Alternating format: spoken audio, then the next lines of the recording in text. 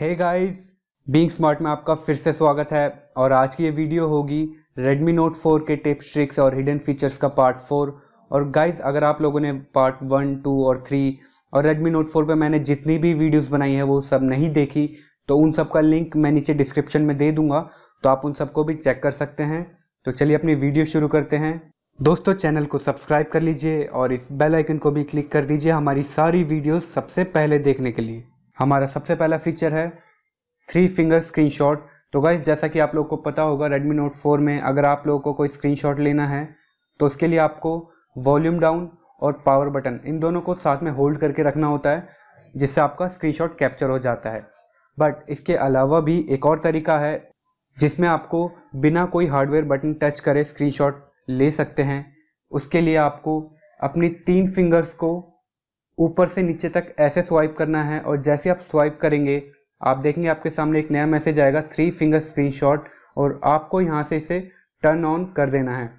तो अब next time से आप जब भी किसी चीज़ का स्क्रीनशॉट लेना चाहते हैं, कोई वेब पेज या कोई गेम या किसी इमेज का, तो आपको सिंपली 3 फिंगर से नीचे की तरफ स्वाइप कर देना है, और स्वाइप करते ही आपका स्क्रीनशॉट कैप्चर हो जाएगा। Bluetooth tethering. तो गाइस, आप लोगों ने वाईफाई टेथरिंग तो सुना होगा कि आप वाईफाई से अपने फ़ोन के इंटरनेट को अपने फ्रेंड्स या आपके पास जो भी है उनके साथ शेयर कर सकते हैं। बट इस फ़ोन में आप ब्लूटूथ से भी अपने फ़ोन का इंटरनेट शेयर कर सकते हैं। मे बी मान लीजिए आपके पास कोई सिचुएशन है कि आपका वाईफाई चल नहीं रहा या वाईफाई ख़राब हो गया है, तो आप ब्लूटूथ से भी अपना इंटरनेट शेयर कर सकते हैं। इसके लिए आपको अपने सेटिंग्स में जाना होगा। सेटिंग्स में आपको मोर पे क्लिक करना होगा और इसके अंदर आपको ब्लूटूथ टेथरिंग पे क्लिक करना होगा।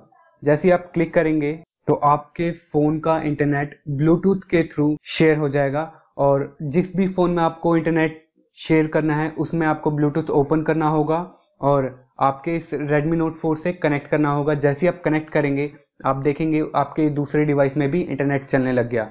और गाइस, इसके ऊपर अगर आप देखें आपको USB टेथरिंग का भी ऑप्शन दिखेगा, जो कि इस वक्त इनएक्टिव है। तो USB टेथरिंग से आप क्या कर सकते हैं, आप अपने फ़ोन का इंटरनेट सीधा अपने पीसी या लैपटॉप पे चला सकते हैं USB केबल के थ्रू। हमारा नेक्स्ट फीचर है double tap to wake. Guys, आप लोगों ने Asus के फ़ोन्स में देखा होगा जिसमें अगर आपका फ़ोन लॉक है तो अगर आप स्क्रीन पर डबल टैप करेंगे तो आपकी स्क्रीन ऑन हो जाएगी। तो ये फीचर हमारे Redmi Note 4 में भी है। बाय डिफ़ॉल्ट ये डिसेबल है, तो हमें इसे एनेबल करना होगा। इसके लिए आपको अपनी सेटिंग्स में जाना है। सेटिंग्स के अंदर आपको डिस्प्ले पे क्लिक करना है। डिस्प्ले में आपको ऑप्शन दिखेगा double tap screen to wake up. तो बेसिकली अगर आप इस चीज़ को ऑन कर देंगे तो ये मोड आपका एक्टिवेट हो जाएगा। तो अब आगे से जब भी आपकी स्क्रीन लॉक होगी तो आप अपनी स्क्रीन पे डबल टैप करके अपनी स्क्रीन को वेक कर सकते हैं। और गाइज, ये उस सिचुएशन में भी काम आएगा कि मान लीजिए आपका पावर बटन सही से काम नहीं कर रहा या कई बार काम करता नहीं करता, तो आप इस ऑप्शन को ऑन करके आपको नेक्स्ट टाइम से स्क्रीन ऑन करने के लिए पावर बटन की ज़रूरत नहीं पड़ेगी। सिंपली डबल टैप करके आप अपनी स्क्रीन वेक कर सकते हैं।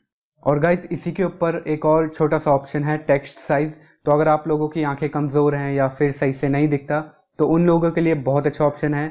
आप इसे ओपन करके अपने फ़ोन के टेक्स्ट का साइज़ जितना मर्जी चाहे बढ़ा सकते हैं। आप देख सकते हैं आप पे स्मॉल है, medium, large, extra large, double extra large. तो जिस पॉइंट पे आपको लगता है कि आपको टेक्स्ट काफ़ी क्लियरली दिख रहा है बिना किसी प्रॉब्लम के, तो आप उस सेटिंग पे जाके इसे सेव कर सकते हैं। हमारा नेक्स्ट फीचर है पॉकेट मोड। इसके लिए आपको अपनी सेटिंग्स में जाना होगा। सेटिंग्स में जाने के बाद लॉक स्क्रीन एंड पासवर्ड्स पे क्लिक करना होगा। इसके अंदर आपको सबसे नीचे आकर पॉकेट मोड पे क्लिक करना है। अब ये पॉकेट मोड किस लिए है, तो गाइस, कुछ लोग होते हैं जो अपने फ़ोन में लॉक नहीं लगाते, सिंपली उसे ओपन रखते हैं। तो ये ऑप्शन उनके लिए है, क्योंकि कई बार अगर आपका फ़ोन आपके पॉकेट में है तो रैंडम टच हो जाने की वजह से किसी को या तो कॉल मिल जाता है या फिर आपके कैमरा ऑन हो जाता है या आपकी पिक्स क्लिक हो जाती हैं। ऐसा मेरे साथ काफ़ी बार हुआ है कि फ़ोन मैंने पॉकेट से निकाला और 25-30 फ़ोटो क्लिक हुई मिलती थी। तो ये ऑप्शन इस चीज़ को बचाने के लिए है। इससे क्या होगा, जब भी आप अपने फ़ोन को पॉकेट में रखेंगे, इस फ़ोन के सेंसर ये सेंस कर लेंगे कि आपका फ़ोन आपके पॉकेट में है और आपकी टच स्क्रीन को डीएक्टिवेट कर देंगे जब तक आप अपनी पॉकेट से उसे बाहर ना निकालें। और गाइस, इसी ऑप्शन के ऊपर आपको एक और ऑप्शन दिखेगा वेक विद वॉल्यूम बटन। तो इस बटन को ऑन करके आप अपने फ़ोन को वॉल्यूम बटन से भी ओपन कर सकते हैं। तो ये भी आपके उसी सिचुएशन में काम आएगा कि अगर आपका पावर बटन सही से वर्क नहीं कर रहा है या कभी कभार बंद हो जाता है, तो आप अपने फ़ोन को वॉल्यूम बटन से या डबल टैप से वेक कर सकते हैं, जैसा कि मैंने आपको बताया। हमारा अगला ऑप्शन है कैरियर एडिट करने का। तो इसके लिए आपको अपनी सेटिंग्स में जाना है। सेटिंग्स में जाके आपको नोटिफिकेशन एंड स्टेटस बार पे क्लिक करना है।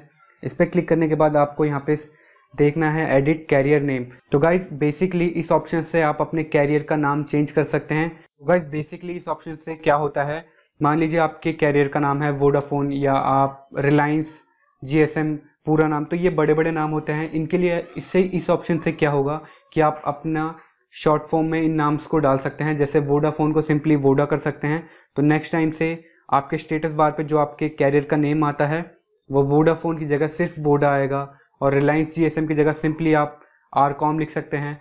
तो बेसिकली ये आपके कैरियर नेम को चेंज करने के लिए है। और अगर आपका दिमाग कुछ ज़्यादा ही चलता है तो आप एक और काम कर सकते हैं, इसमें आप अपने दोनों कैरियर का नाम चेंज करके जियो कर सकते हैं और अपने फ्रेंड्स को प्रैंक कर सकते हैं कि देख मैंने अपने फ़ोन में दो दो जियो सिम चला रखे हैं और दोनों इस वक्त चल रहे हैं। तो वो भी शॉक हो जाएगा, क्योंकि मैंने आप लोगों को अपनी पिछली वीडियोस में प्रूफ करके बताया था कि किसी फ़ोन में आप एक साथ दो जियो सिम नहीं चला सकते। तो ऐसा भी आप कुछ प्रैंक कर सकते हैं। हमारा नेक्स्ट फीचर है notification toggle and layout.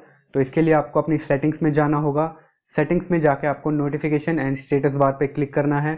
Click करने के बाद आपको सबसे ऊपर नोटिफिकेशन एंड टॉगल लेआउट पे क्लिक करना है। क्लिक करने के बाद आपसे ये दो ऑप्शन पूछेगा, कंबाइंड या सेपरेट। अब कंबाइंड का मतलब क्या होता है, जब भी आप अपना नोटिफिकेशन पैनल ओपन करते हैं तो आपको नोटिफिकेशन टॉगल्स और आपके नोटिफिकेशन दोनों एक ही पेज पे मिलते हैं। और अगर आप इसको सेपरेट पे क्लिक कर देते हैं तो अब से आप जब भी अपना नोटिफिकेशन पैनल ओपन करेंगे तो आपको जो पेज आएगा उसमें सिर्फ आपको नोटिफिकेशन मिलेगी, कोई भी नोटिफिकेशन टॉगल नहीं होगा। टॉगल्स के लिए आपको लेफ्ट साइड स्वाइप करना होगा और यहाँ से आपको सारे टॉगल्स मिल जाएंगे। और गाइज इसी ऑप्शन के नीचे अगर आप देखें तो आपको टॉगल पोजीशंस का एक और ऑप्शन मिलेगा। इस पे क्लिक करके आप अपने नोटिफिकेशन टॉगल को अपने हिसाब से अलाइन कर सकते हैं कि सबसे पहले आपको कौन सा टॉगल चाहिए, उसके बाद कौन सा चाहिए। तो वो चीज़ आप अपने हिसाब से अरेंज कर सकते हैं। गाइज हमारा नेक्स्ट फीचर है कीबोर्ड श्रिंक। तो ये फीचर उन लोगों के लिए है जिनके हाथ छोटे हैं। वैसे तो आप लोगों को पता है कि इस फ़ोन में आपको वन हैंड मोड का ऑप्शन मिलता है, जिसमें आप लेफ्ट साइड या राइट साइड स्वाइप करके अपने फ़ोन को वन हैंड मोड में ला सकते हैं और जितना आपका हाथ है उस हिसाब से अपनी स्क्रीन को सेट कर सकते हैं। इस ऑप्शन का ये फ़ायदा है कि आपका पूरा फ़ोन आपके एक हाथ से कंट्रोल हो जाता है, बट आपको ये भी देखना होगा कि आपकी 5.5 इंच की स्क्रीन अब छोटी होके 4.5 हो गई या 4 हो गई। तो कुछ लोग कहते हैं कि मुझे अपनी स्क्रीन छोटी नहीं करनी, मुझे स्क्रीन का साइज़ वैसे ही रखना है, बट अपना कीबोर्ड का लेआउट छोटा करना है। इसके लिए आपको अपने कीबोर्ड पे जाना होगा और कीबोर्ड में आपको इस बटन पे टैप करके होल्ड करना है और इस ऑप्शन पे लाके छोड़ देना है।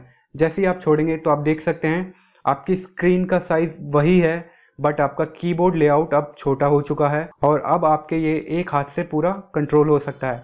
बट अगर आप लेफ्टी हैं तो इसके लिए आपको सिंपली यहाँ पे टैप करना है, तो आपका कीबोर्ड लेफ्ट साइड आ जाएगा और यहाँ पे आप आसानी से अपना मैसेज टाइप कर सकते हैं या चैटिंग कर सकते हैं।